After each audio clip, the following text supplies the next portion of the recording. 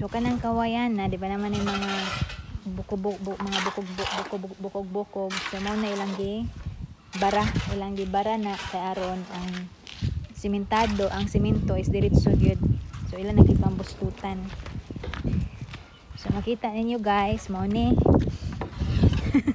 So nani siya naman ni mga kuan tinay-tinay sa sod. So ilan nang gikuanan og bara. So mo ni ang resulta. Makita ninyo awang resulta. Gikuanan nila bara, so aron ang semento is moderitso ang semento ngadto. So mo mag-lig-on sa poste. So mo ni economical way kung sa pagbutang sa mga poste para sa dragon fruit.